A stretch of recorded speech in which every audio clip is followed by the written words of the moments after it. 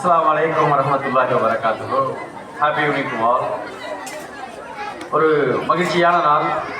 பொதுவாகவே இந்த ஆண்டு விழாங்கிறது நம்முடைய பிள்ளைகள் என்ன படித்தாங்க, என்ன செய்கிறாங்க, இந்த பள்ளி எப்படி நடந்துக்கிட்டு இருக்கு அப்படிங்கிறத பார்க்கக்கூடிய ஒரு நாளுங்கிறதால உண்மையிலேயே ஒரு மற்ற பண்டிகைகள் மாதிரி இதையும் நம்ம எதிர்பார்த்து காத்திருக்கக்கூடிய ஒரு நாள். அந்த மாதிரியான ஒரு நாளில் உங்களை எல்லாம் சந்திப்பதில் மிக்க மகிழ்ச்சி.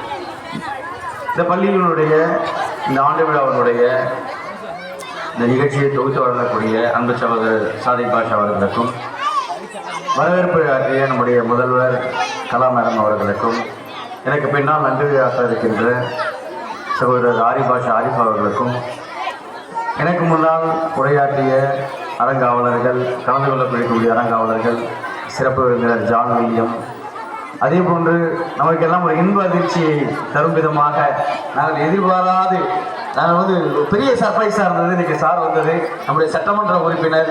இது கடந்த வருடங்களையும் நம்ம நிறைய எதிர்பார்த்துருந்தோம். இப்படி இந்த வருடம் நீங்கள் வந்ததுங்கிறது எங்களுக்கு ஒரு பெரிய மகிழ்ச்சி, எங்களுக்கெல்லாம் ஒரு பெரிய புத்துணர்ச்சி அப்படிங்கிற இந்த நேரத்தை தெரிஞ்சு கடமைப்பட்டிருக்கோம்.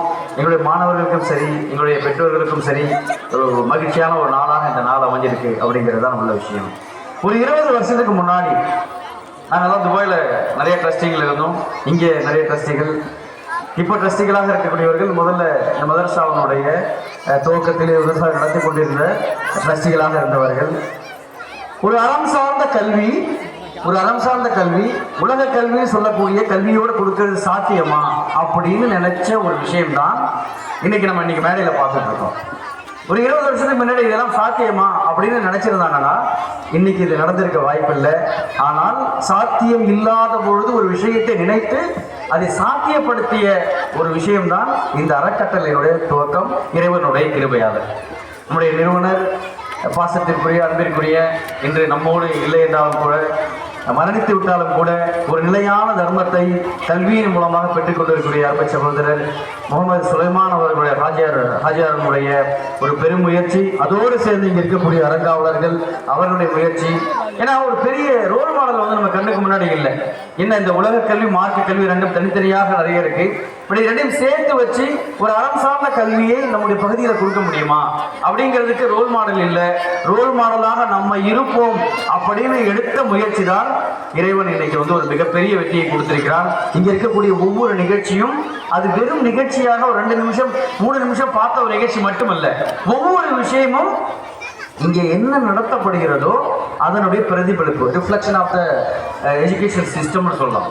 ஒவ்வொரு ப்ரோக்ராம் நீங்கள் பார்க்கலாம், இங்கே என்ன நடக்குது ப்ராக்டிக்கலாக நம்ம நீங்கள் பார்க்குறோம். இன்னைக்கு மரியாதைக்குரிய ஒரு பெற்றோர் இங்கே பேசுனாங்க.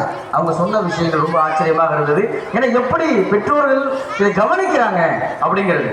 ஏன்னா எல்லா இடங்களையும் இந்த மாதிரி பெற்றோர்கள் இருப்பாங்கன்னு தெரியல. நம்முடைய பள்ளியுடைய பெற்றோர், உங்களுடைய ஒத்துழைப்பு மிகப்பெரிய அளவில் இருக்கிறதுங்கிறத நம்மளால இன்னைக்கு பார்க்க முடியுது. லா ஆஃப் அட்ராக்ஷன் சொல்லக்கூடிய ஒரு ஈர்ப்பு விதி உளவியல். நீங்கள் எதை விரும்புகிறீர்களோ அது உங்களை சேரும். நீங்கள் எதை விரும்புகிறீர்களோ அது உங்களை சேரும். அதை இந்த பேரண்டம் கொண்டு வந்து கொடுக்கும். The universe will give you அப்படிங்கிறது தான் அந்த தத்துவம். ஆனால் இறை நம்பிக்கையாளர்கள் அந்த யூனிவர்ஸ் எடுத்துக்க தேவையில்லை, இறைவன் நமக்கு கொடுப்பான்னு எடுத்துக்கலாம்.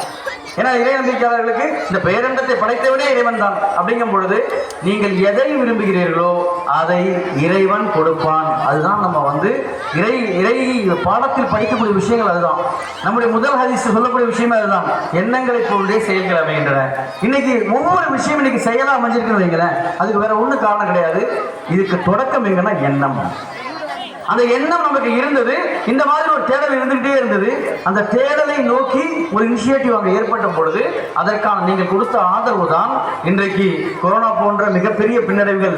நம்முடைய முன்னாள் தாளாளர் அழகா சொன்னாரு, கொரோனாவில் நிறைய பள்ளிகள் இல்லாமல் போன ஒரு சூழ்நிலையில் இந்த பள்ளிகள், நம்முடைய அறங்காவலர்கள் பஷீர் சாப் அவர்கள் அழகா சொன்னாங்க, இல்லாத ஒரு பல ஸ்கூல் இல்லாத ஒரு சூழ்நிலையில் இந்த ஸ்கூல் அதற்கு பிறகும் நின்று இன்றைக்கு மிகப்பெரிய தரமான ஒரு கல்வியை கொடுத்துட்டு இருக்கிறது மிகப்பெரிய உதாரணம். அதுக்கெல்லாம் உங்களுடைய சப்போர்ட் தான்.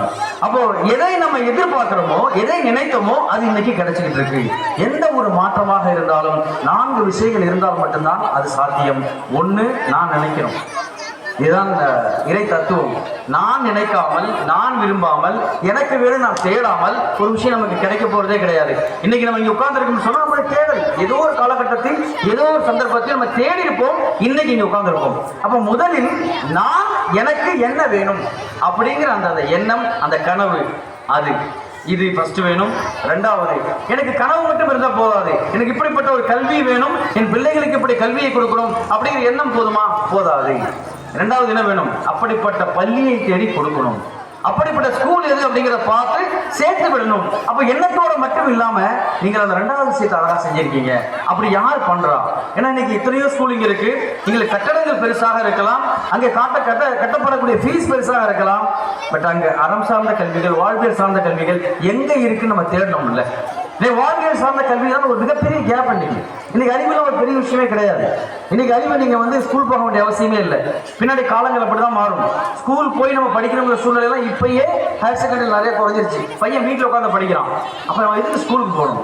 ஸ்கூலுக்கு போறது படிக்கிறதுக்கு மட்டும் இல்லை, அவனுக்கு வாழ்வியல் கல்வியை அந்த பள்ளி கொடுக்குதா, அவனுக்கு பிராக்டிக்கலா என்ன வேணும் என்ன வேணாம், எனக்கு இது தேவையில்லைங்கிற அவனுக்கு புரிய வைக்குதா, அவனுக்கு ஒரு விஷயத்தை பேசணும் சொல்லி கொடுக்குதா. ஒரு பேரண்ட்ஸ் சொல்லும்போது சொல்றாங்க, என் பையன் இந்த ஸ்கூலுக்கு வர்றதால கெட்ட வார்த்தை பேசல அப்படின்னு சொன்னாங்கன்னா அதுதானே வெற்றி. அதுதானே வெற்றி. இன்னைக்கு ஒரு அகாடமிக்ல இருக்கக்கூடிய அந்த பாடத்தில் இருக்கிற விஷயத்தை இன்னைக்கு கம்ப்யூட்டர் சொல்லி கொடுத்துருமே, இன்னைக்கு டெக்னாலஜி சொல்லி கொடுத்துருமே, நம்ம என்ன சொல்லி கொடுக்குறோம்? அந்த விஷயம் தான்.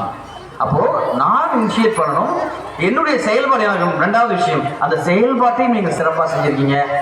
மூணாவது, நம்ம சுற்றி இருக்கக்கூடிய என்விரான்மெண்ட், நம்முடைய குடும்பம், நம்முடைய நண்பர்கள், நம்முடைய குடும்பத்தினர், இவங்களுடைய சப்போர்ட், இந்த சப்போர்ட் எல்லாத்தையுமே நீங்கள் பெற்றிருக்கீங்க. நாலாவது ஒரு விஷயம், மிக முக்கியமான விஷயம், நான் விரும்புறேன், நான் இனிஷியேட் பண்றேன், என்னோட குடும்பம் சப்போர்ட் பண்ணுது. ஆனா பயன்படுத்துற மாதிரி அப்படி ஒரு பள்ளி இல்லை, அப்படி ஒரு சூழல் இல்லை, அப்படி ஒரு அரசு அந்த மாதிரியான ஒரு செட்டப்பை பண்ணல, இல்லை இந்த சொசைட்டில யாருமே இனிஷியேட் பண்ணல அப்படின்னு சொன்னா அது ஒரு மாற்றம் நடக்குமானா? அது ஒரு மாற்றம் நடக்காது. அப்போ அந்த மாற்றத்தை செய்ததுதான் இந்த அறக்கட்டளையினுடைய ஒரு சிறிய பங்களிப்பாக நம்ம நினைக்கிறோம். அந்த சிறிய பங்களிப்பு, அந்த தொடக்கம் தான் இன்னைக்கு நம்ம அறக்கட்டளையினுடைய அரங்காவலர்கள் நீங்க பார்த்துருப்பீங்க. இன்னைக்கு கிட்டத்தட்ட ஒரு 17 வருஷம் முடிச்சுட்டு 18வது வருஷம் வரும். இதுவரைக்கும் ஒரே ஒரு கேள்வியாவது பொருளாதார ரீதியாக கேட்டிருப்பாங்களா அப்படின்னா இல்லை. ஒரே ஒரு கேள்வியாவது, நீங்க இந்த ஸ்கூலை நடத்துறீங்களே, இதுல உங்களுக்கு எவ்வளவு பொருளாதாரம் வருது, எனக்கு ஏன் பொருளாதாரம் வரல, கேட்டதே இல்லை. இது உங்களுக்கு ஆச்சரியமாக இருக்கும். இப்படிப்பட்ட ஒரு ட்ரஸ்டிங்களை நீங்க உலகத்திலே பார்க்க முடியாது. ஒரு ஸ்கூலை நடத்தி நீங்க பைசா எனக்கு நீங்க திருப்பி கொடுக்கணும், நீங்க அதுல என்ன வருமானத்தை நீங்க எடுத்தீங்க அப்படின்னு ஒரு ட்ரஸ்டியும் கேட்கறதில்லை.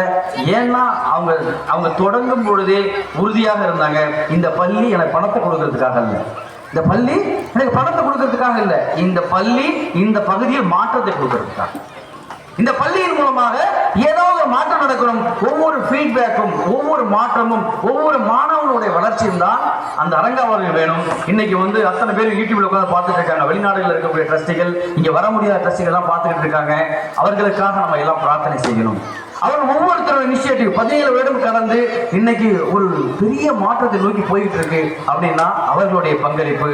அப்போ கலெக்டிவாக, அதே மாதிரி டீச்சர்ஸ் நம்ம இன்னைக்கு இங்க பார்க்கிறோம். இன்னைக்கு ஒரு 3-4 மணி நேரம் நம்ம பார்க்கக்கூடிய விஷயங்கள் எவ்வளவு வாரங்கள் அவங்க தயார்படுத்தியிருப்பாங்க. அந்த சின்ன பிள்ளைகளுக்கு ஒவ்வொரு பயிற்சியாக கொடுத்து அந்த ஆனுவல் ரிப்போர்ட் படிக்கும்போது அதனுடைய சாதனைகளை விவரிக்கும் பொழுது இந்த பள்ளி எவ்வளவு பெரிய உயரத்தை தொட்டிருக்கிறவருடைய கிருபையால அப்படிங்கிறது தான் பார்க்க முடியுது. அப்போ பெற்றோர்கள், இங்கே படிக்கக்கூடிய மாணவர்கள், இங்கே இருக்கக்கூடிய ஆசிரியர்கள், நம்முடைய அரங்காவலர்கள், நமக்கு சப்போர்ட்டாக இருக்கக்கூடியவர்கள், இவர்கள் எல்லாருடைய ஆதரவிலும் இறைவனுடைய கிருபையால் இன்னும் இந்த பள்ளி வளரும். அதற்கு உங்களுடைய தொடர்ச்சியான பங்களிப்பு வேணுங்கிறத கேட்டுக்கிட்டு விடைபெறுகிறேன். நன்றி. அஸ்ஸலாமு அலைக்கும் வரஹ்மத்துல்லாஹி வபரகாத்துஹு.